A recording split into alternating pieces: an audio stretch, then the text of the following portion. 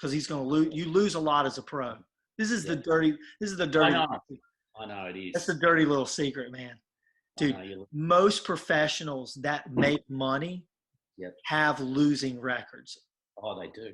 Okay. Yeah. It's only the superstars that have winning records, and they're only winning about 65% of their matches, except for like Federer, obviously, and Djokovic and those guys. But, the thing about it is, when I take Pierce out on the court, number one, as his coach, and especially because I'm his father, I have to have a plan. Okay. I have to have the plan set, and I have to hold myself accountable to the plan. Because if I don't, I get emotional because I'm his dad, right? Yeah. And I want him to see his dreams come to reality. And I can get emotional about that. So the better I have my plan, the less emotional I am. Well, and my plan includes it's all based out of is he enjoying himself?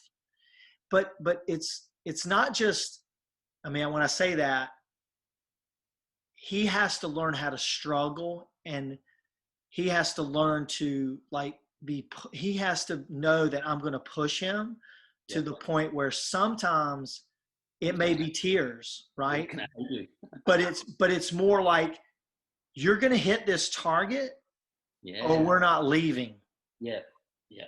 I agree with that. And he'll hit it. It may take him 25, 30 minutes to hit that target. And I'm a big believer of hitting targets, because back in my kickboxing days, the target was always moving. Yeah. And you hit the target. Yeah. And in tennis, you're moving. I know. The ball's moving. Hitting a moving target. Yeah. And obviously that target over there is stable. But you're moving, and the balls and the target you're about to hit is moving. So and your racket's moving. Yeah, and your racket's moving. So what's really interesting is finding a balance where you push them right to the edge, and then you pull them back in.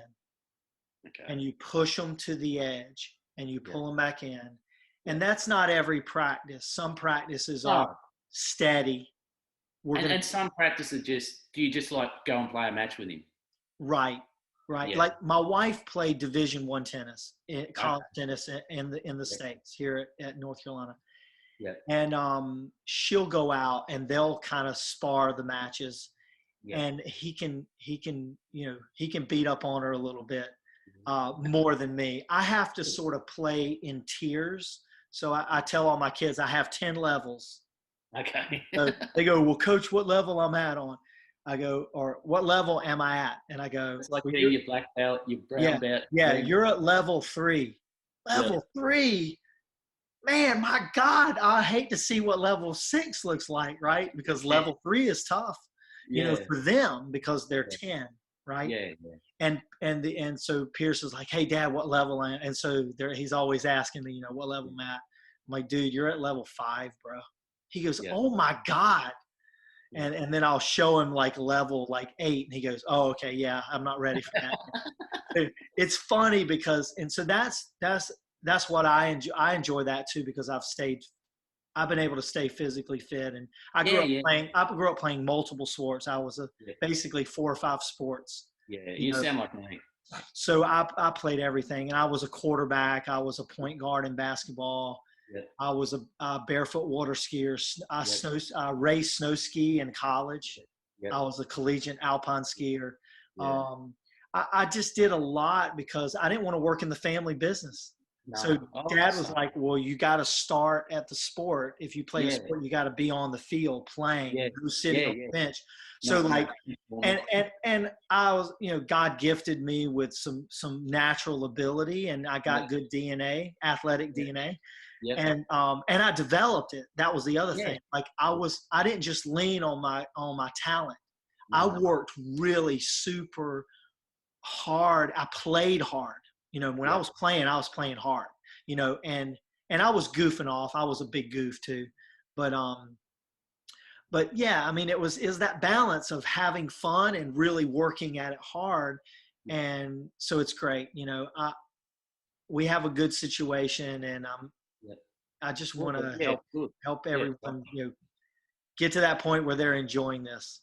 Yeah. So, yeah, all right. That makes sense. That makes sense about the amount of time you're sort of training. Yeah. It's because it's hard to know as a dad if you're doing too much, if you're not doing enough, but then then I don't want to get into that mindset where oh, this kid's doing that, you should be doing this, and Yeah. You to me, that's why we developed the art of winning, and it came off the back of transferring the practice score, which was my personal project. But training in a way that is beneficial, yeah. that is efficient and effective. Well, and I've read a book called, and it's about deliberate practice. Yes. Like I try and I've written down our training, and it goes for, if I'm doing a private, it's an hour and 15 minutes. It's 15 minutes warm up. Yep. It's doing all this sort of stuff. We're into serving, we're into returning, we're doing some, plays, with targets, and then in the end we play a match. Yeah. And that's where I sort of see it, but then there'll be days when I'll go, right, we really need to work on your serve locations. So we'll sit there and we'll just sit there, and we're going to grind this serve, and we're going to put the witches hats up until you hit these balls, and then I'll feed a ball in, and that'll be out, so he does a run around forehand off to C plus or out to your, ad corner, whatever it is. And just try to get him to do these plays, because that's where I find breaks down. Yeah. So I'll be a little bit more specific. So like this week, the last few days, we've really been focusing on his backhand. Okay. Hitting drives, cross court down the line. We haven't gotten into any loopy backhands really. We work on movement and shifting, shifting out of the backhand, shifting into the backhand. I use the Bailey footwork method.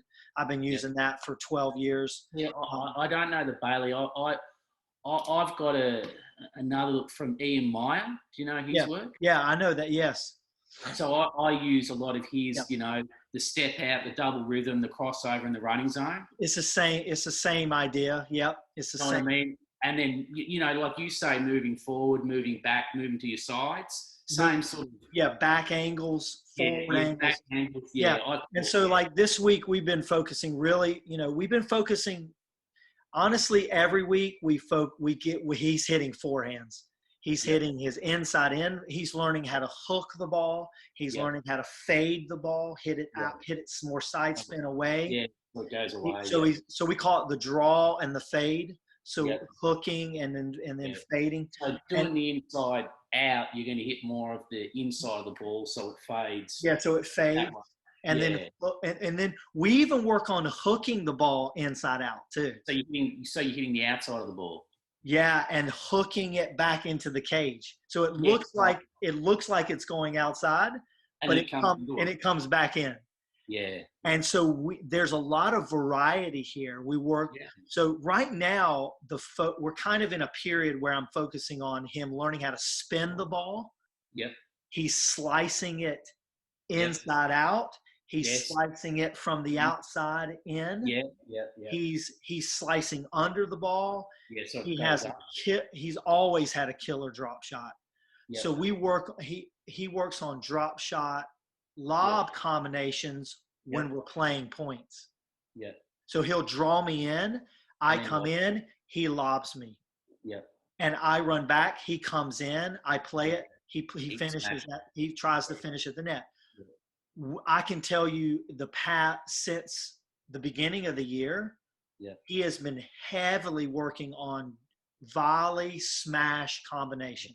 Yeah. So he'll volley, smash, come back in, volley, go back, smash. Yeah. Sometimes he'll do 2 volleys. Yeah. He'll do 3 smashes in a row. I'll bring him back into volley, and we'll do it, and we'll play points that way. Yeah. Because we're always playing points. Yeah, you got it. And I always do negative scoring. Like I'll do. Yeah. You only get 1 serve. You can do that. Yeah, you do. We do that. If he's about to get into the point where if he hits them on the net, he loses all his points. Yep. That's what I say to him. It's brutal. I don't care if you get the ball out. I just hate it when you hit it into the net. Man, I'm going to go Frank Giampaolo on his butt. Yes. Well, Frank was big on that. When Frank came and he was working with a kid here, I was chauffeuring him around, gave him the courts to work with his player, came down from DC, and I basically stood behind Frank and just wrote notes and picked his brain. This was years ago before I wrote the book. Yeah. And I told him I was going to write a book. He goes, man, you got to write that book. That's going to be a great book. You have he's like, Sterling, you have such a unique perspective because you didn't really grow up only playing tennis. You grew up playing all these other sports, and you actually coached other sports. Yeah. And so he really appreciated my mind, the way it worked strategically and tactically, and approaching the game that way first. Yeah. And I'm a technical night. I mean, like I love tech. Yeah. I mean, I'm hard on. I mean, I want the technique to be solid, but I am not going to jeopardize the play of the game and the tactics and the strategy just in lieu of that. I'm going to combine them. Because sometimes I think you've got to teach them to be able to hit a ball off balance. Oh, we work on that a lot too. We work on stretching. And when you're out wide and you've got to use a continental grip and try and float the ball back in. Yeah, and we work on the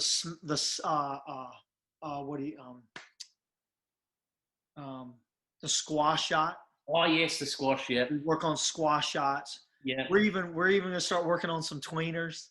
And actually we work on that shot where you go back and you hit the blind smash. Yep.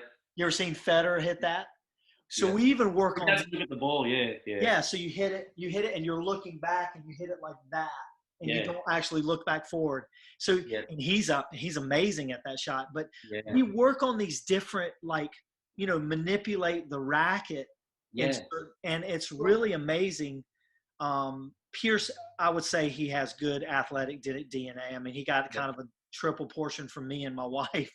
We kind of dumped it all on him. But he has really good hands, and he's really good with his, fine motor skills, right? But, touch. So he's able to touch. But again, too, I have to attribute that to when he was 3 and 4 and 5 and 6 and even 8, 9, and we do it now. We do a lot of touch, very short court. We'll play in the living room. We'll go to the beach and play paddleball on the beach.